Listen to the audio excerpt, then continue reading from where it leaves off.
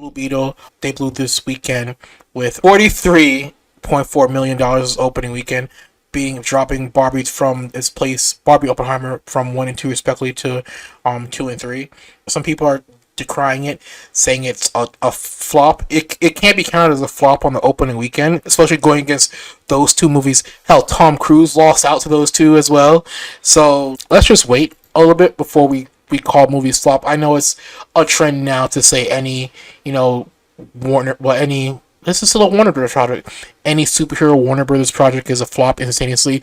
We're fresh off the failure that is The Flash. People were decrying Elemental, the Disney animated picture, of saying it's a flop.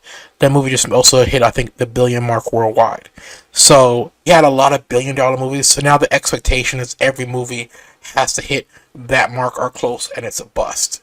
So, you got to go into the equation. Like, some of these movies were shot on a much larger budget. Like, I think the movie that, of course, The Flash had like a $300 million budget, and that's not including marketing. They're saying the same thing about the other two DC superhero movies, where, if we're being honest, Blue Beetle was being done around the same time as Batgirl, and they had smaller budgets.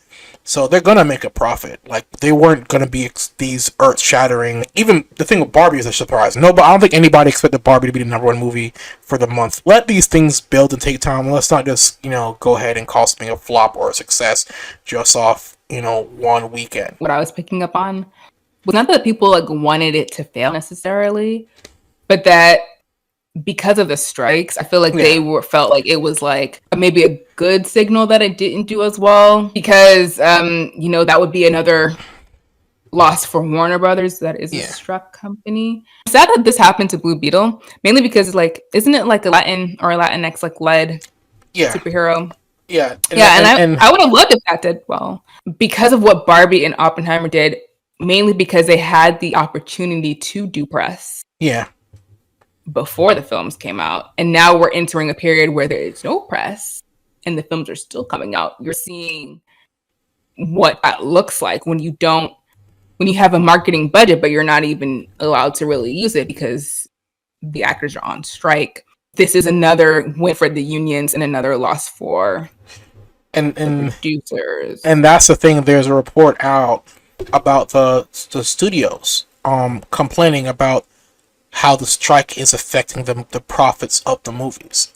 And that instance also affirms the strike's point, because you don't have these you say, oh, we can set aside for marketing and everything else, but the fact that these actors are not there also promoting the movies. I do think Mission Impossible probably would have still did better once Oppenheimer and Barbie dropped, if Tom Cruise was still able to go out and promote his movie and do appearances. Blue Beetle, the moment the trailer dropped for Blue Beetle, the strike started. So, George Lopez, he's in the movie. Everybody knows George Lopez. Cholo Manuela. I'm sorry if I'm butchering your last name, but he's also in Cobra Kai. He's a known quantity. He can't promote the movie. So, I think you're right. People need to take it in a grain of salt, because actors can't promote and get exposure for those movies.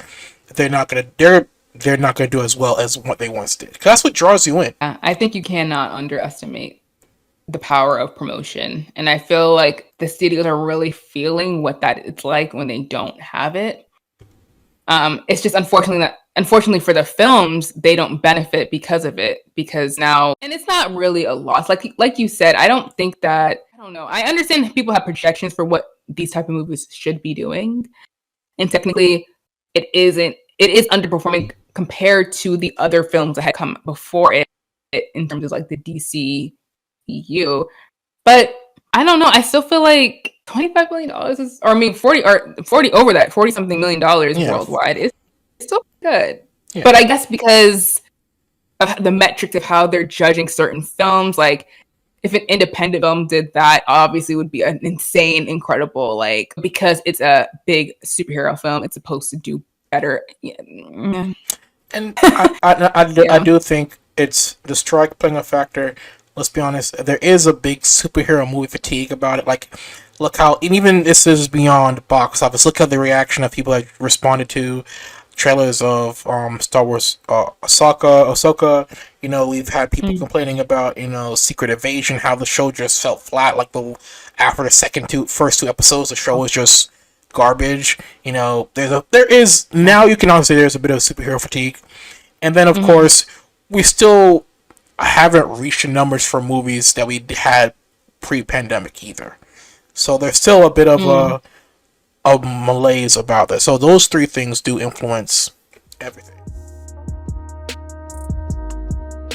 Did you like that clip? Well, you can listen to the entire podcast because the 16mm Film Crew podcast is available on all major podcast platforms.